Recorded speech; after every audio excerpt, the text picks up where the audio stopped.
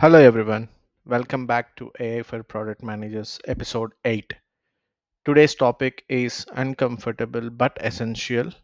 We are talking about AI ethics and bias and specifically why this your problem as a PM. So my name is Pranav Harish. Let's get into it. So here is the reality. Over 100 million in lawsuits have been filed over biased AI decisions.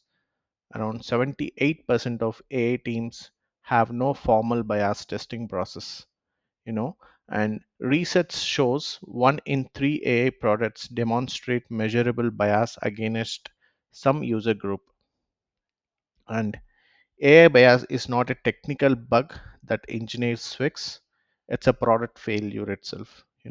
It comes from the data you choose to collect, the metrics you choose to optimize, and the users you choose to consider, right?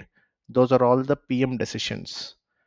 Today, I'm giving you the knowledge and tools to own this, where bias comes from, and real disasters to learn from, and a practical checklist you can use on your next AI feature. So let's get into it. So, what you learn today.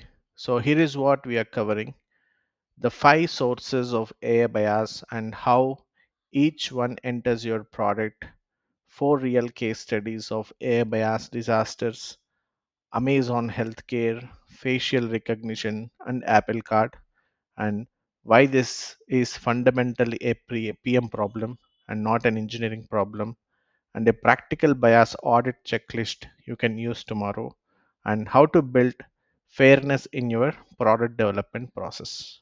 Right? Yeah, now we can get into it.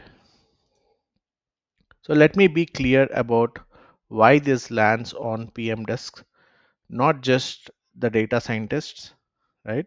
So first you define what data to be collected. If you decide to train on 10 years of historical hiring data without questioning whether that history was fair, you have made a product decision that introduces the bias, right? So the data strategy is a PM decision. The second one is you define success metrics. If your metric is maximize click through rate without any fairness constraint, the model will happily optimize for the majority and ignore the minorities, right? The metric choice is a PM decision. The third is you decide who the user is.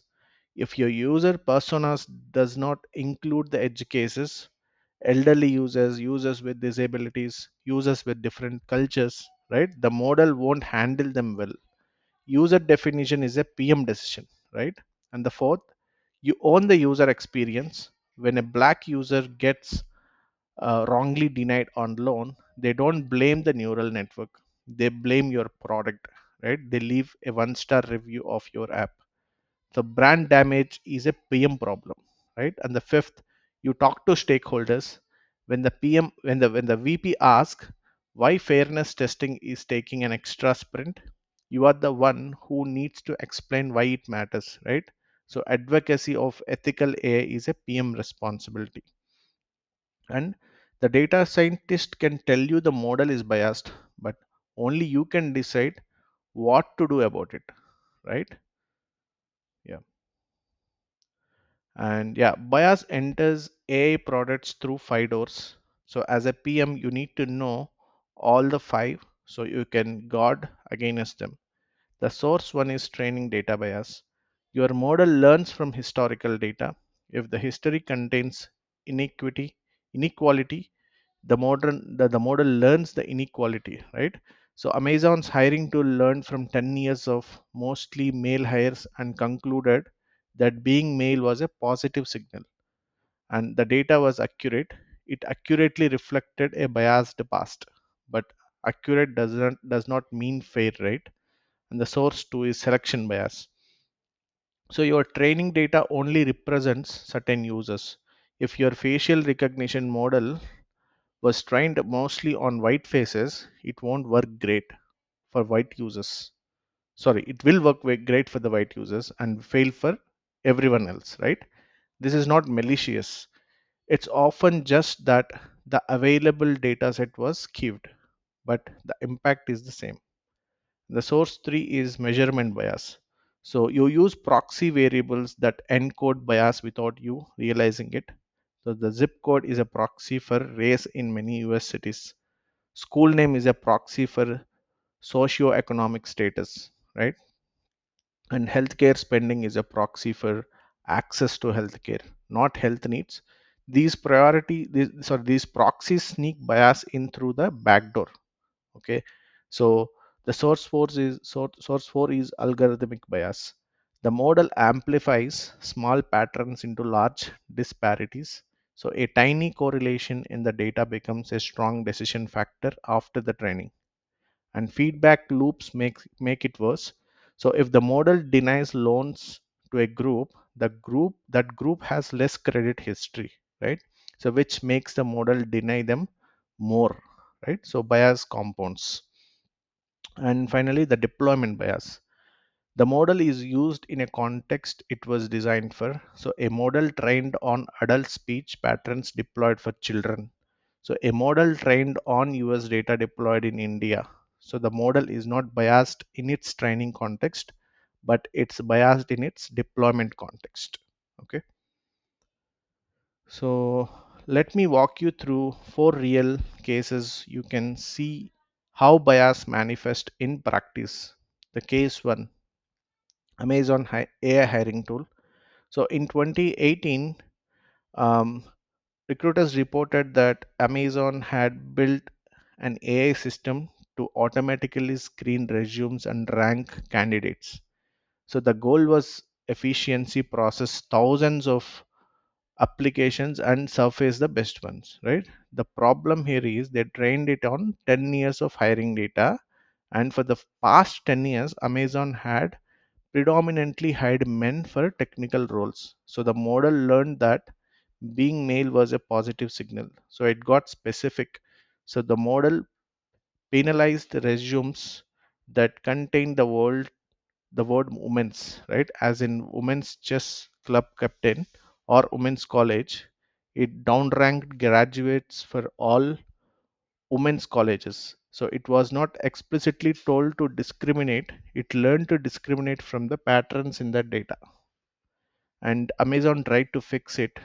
They removed the gender as an explicit feature, but the model found proxies like activities, schools, writing styles that correlated with gender, right? They couldn't debias it without destroying its predictive power. And the outcome is Amazon scrapped the tool entirely, millions of dollars invested on this, years of development thrown away because the fundamental approach was flawed, right? So the PM lesson from this case study one is, if your training data reflects a biased past, your model will perpetuate that bias into the future. So you cannot just remove the bias after the fact. You need to question that data before the training. Okay. Coming to case study 2, the US healthcare algorithm.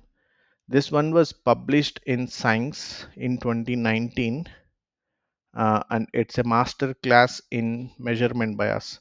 So, a widely used algorithm helped hospitals decide which patients should be enrolled in extra care programs. So, the programs that provide additional support for complex health needs sounds reasonable. So, the algorithm used healthcare spending as a proxy for health needs, right? So, the logic is patients who spend more on healthcare must be sicker and need more help. Seems intuitive, right? So the problem is the black patients in the US historically spend less on healthcare, not because they're healthier, because of systematic barriers to access, right? So they are less likely to have insurance, less likely to live near specialists, less likely to take time off work for appointments. So the algorithm concluded that black patients were healthier and needed less care.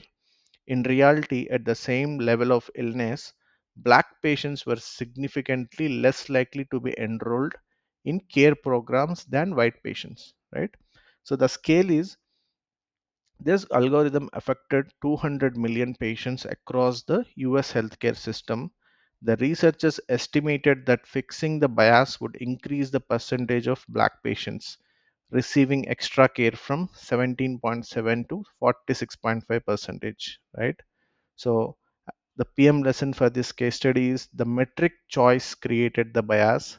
Spending is not the same as need, right? The PM who choose healthcare spending as the target variable made a product decision that harmed millions of people. So this is why metric selection is an ethical decision, not just a technical one. So coming to case study 3, facial recognition. So MIT researcher Joy tested commercial facial recognition systems from IBM and Microsoft and Face++. The results were staggering. So the error rates for white males is like 0.8%. The error rates for dark skinned females were 34.7 percentage. That's not a small gap. That's a 43x difference in error rate, right? So the systems essentially didn't work for dark skinned women. Okay, so why? The selection bias in training data, the data sets used to train these models were overwhelmingly white and male faces, right? So the model learned to recognize features common in white faces and struggled with features common in darker skin tones. So in the real world impact, the Robert Williams in Detroit was arrested in front of his family based on a faulty facial recognition match. He spent 30 hours in jail for a crime he didn't committed to it, right? So this is not a theoretical, it's a people lives. So the outcome is multiple cities banned facial recognition. IBM exited the facial recognition market entirely, and the reputational and legal costs were enormous. Coming to case study 4, Apple Card in 2019, like David Hanson, the creator of Ruby on Rails, posted on Twitter that Apple Card gave him 20x the credit limit of his wife, same household, same assets, same tax returns filed jointly. And Goldman Sachs, who runs the card, couldn't explain why. The model was a black box. They literally couldn't tell a customer why they received a lower limit. The New York Department of Financial Services launched an investigation. So the PM lesson here is about the explainability, right? So if you can't explain why your AI made a decision, you can't defend it when it's wrong, right? And in regulated industries, finance, healthcare, hiring, the explainability is not optional. It's a legal requirement. Okay. Now, so here is something that makes bias especially dangerous in AI: feedback loops. Without intervention, bias doesn't just persist, it amplifies over the time, right? So let me trace the loop. You start with biased training data, that product that produces a biased model. The biased model makes biased decisions, and those biased decisions create biased outcomes in the real world, right? So those biased outcomes become new data again. That new data feeds back into the training, and the cycle repeats. So getting worse each time. Okay. So the classic example is predictive policing. The model says send more policies to neighborhood X, right? More police to neighborhood, sorry, no, no, send more police to neighborhood X. More police in neighborhood X means more arrest in neighborhood X. More arrest confirms that neighborhood X is dangerous. So the model sends even more police, right? Meanwhile, the crimes in other neighborhoods go undetected because there are fewer police there. Let me repeat again. The the model says send more police to neighborhood X. Okay, so more police in neighborhood X means more arrests in neighborhood X, right? So more arrests confirm that the more arrests confirm that neighborhood X is dangerous. Okay, so the model sends even more police. Okay.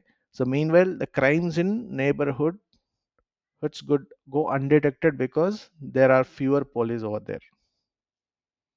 The model is not wrong in a narrow sense. There are more arrests in that neighborhood, but the arrests are a function of policing intensity, right? Not actual crime rates. The model created a self-fulfilling prophecy. So as a PM, you need to ask, is my model's output influencing its future input? If yes, you have a potential feedback loop and you need to actively break it with external data sources, randomization, or human oversight. Okay. Yeah. Now, here is what it gets philosophically tricky. Like, fairness is not one thing. There are multiple mathematical definitions of fairness and they are incompatible with each other. You literally cannot satisfy all of them simultaneously. So, as a PM, you have to choose, right? Demographic parity means equal positive prediction rates across the groups, same percentage of men and women get approved. Sounds fair, right? But what if qualification rates genuinely differ? Then you are either over approving unqualified people or under approving the qualified people. Coming to equal opportunity means equal true positive rates. If you are qualified, you have the same chance of being selected regardless of your group. This is often considered the most intuitive definition of hiring and lending. And predictive parity means when the model says yes, it's equally likely to be correct for all the groups. The precision is the same across the groups, right? So here is the uncomfortable truth. A famous result called the impossibility theorem proves that you cannot simultaneously achieve demographic parity, equal opportunity, and predictive parity except in trivial cases. You must choose which definition of fairness matters most of your specific use case. So this is a product decision, not a technical decision. The data scientist can optimize for whichever definition you choose, but you have to decide which one aligns with your product values and your users' expectations. This is one of the hardest decisions in AIPM mix. Okay. Let me give you a practical tool you can use tomorrow. The PM Bias Audit Checklist. 8 questions to ask about any AI feature before it ships. The question one is, who is in the training data? Who is missing? If your data is 90% from one demographic, your model will work best for that demographic and potentially fail for everyone else. And question two is, what proxy variables could encode the bias? So go through every input feature. Could zip code be a proxy for race? Could school name be a proxy for wealth? Could name be a proxy for ethnicity? Right? That is done. And question three, how does performance differ across subgroups? Don't just look at overall accuracy, slice it by gender, age, race, geography. So a model that's 90% accurate overall might be 95% for one group and 70% for another. And question for, what happens when the model is wrong? Who bears the cost of errors? If errors disproportionality like affect one group, that that's a fairness problem even if overall accuracy is high, right? So if errors disproportionately affect one group, that's the fairness problem even if the accuracy is high. Okay. And can we explain, and question 5 is, can we explain why a decision was made? In regulated industries this is legally required, but even in unregulated spaces users deserve to understand why they were denied, rejected, or treated differently. And question 6, is there a human appeal process? Users must be able to challenge AI decisions. If the model denies someone alone, can they talk to a human or can the decisions be overridden? Those are the questions needs to be asked. And question 7, How do we monitor for bias drift over the time? So bias can emerge even if it was not present at launch, right? So user population changes, your user population change and data distribution shift. You need ongoing monitoring for them. Okay. And question 8: have you tested with diverse users? Include edge cases in your user acceptance testing. Don't just test with your default persona. Test with the users most likely to be harmed by bias. Okay. Now, the checklist is reactive. You use it to audit the existing features, but ideally you build fairness into your process from the start, right? So here is a four-phase approach. So before training, audit your data representation, identify proxy variables, define which fairness criteria you will use, document which groups are protected in your context. And during development, test on subgroups, not just overall metrics. Use fairness aware algorithms uh, where available, right? Run biased red team exercises. Actively try to find ways the model could discriminate and include diverse perspectives on the team. So before launch, add a fairness review gate. Just like you have security reviews, document known limitations publicly. So build an appeal or override the mechanism.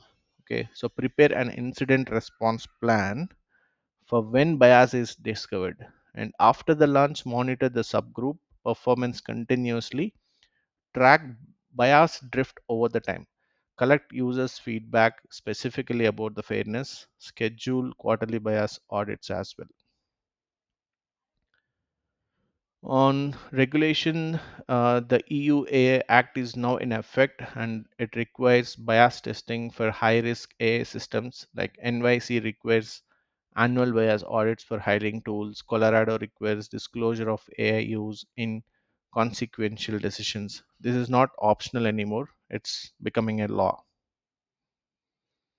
And there are five practical mitigation strategies like diverse training data, actively collect from underrepresented groups, subgroup testing, breakdown metrics by demographic, human in loop, so which requires human review for high stake decisions, and explainability, use interpretable models or add explanation layers. So, and regular audits, treat bias reviewers like security reviews. Okay. Now, the checklist help you find the bias, right? But what about the gray area decisions where there is no clear answer? For those, I use a 5 question ethics decision framework. Like question 1 is impact: who could be harmed by this AI decision and how severely, how many people. A wrong movie recommendation is low impact, but a wrong medical diagnosis is life threatening, right? So the stakes determine how much rigor you need. And question 2, reversibility. So can the harm be undone? A denied loan application can be resubmitted.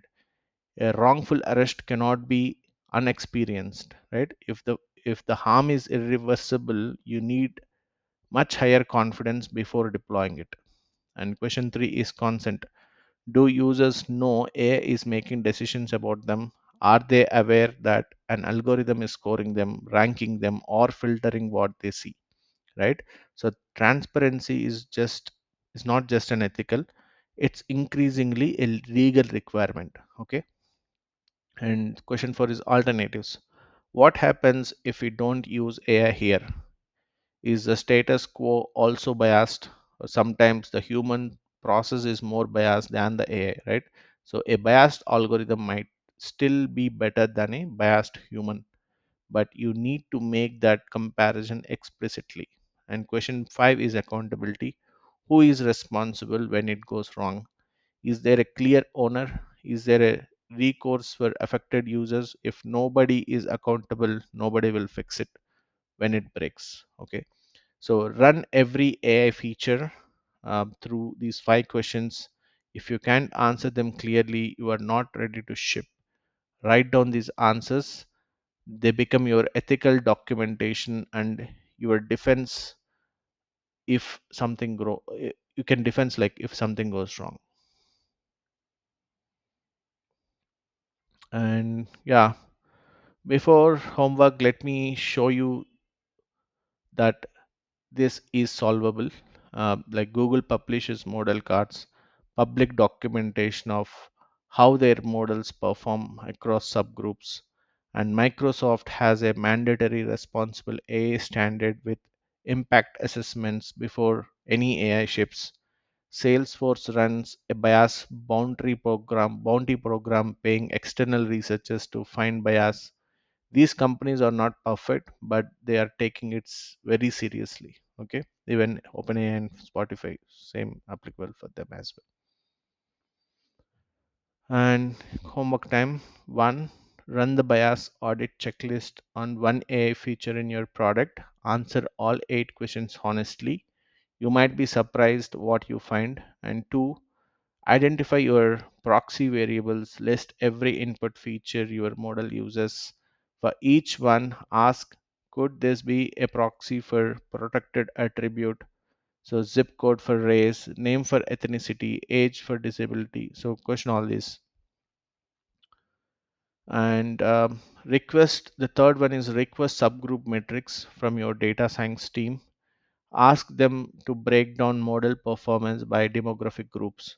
So if they have never done this, that itself a finding. Okay.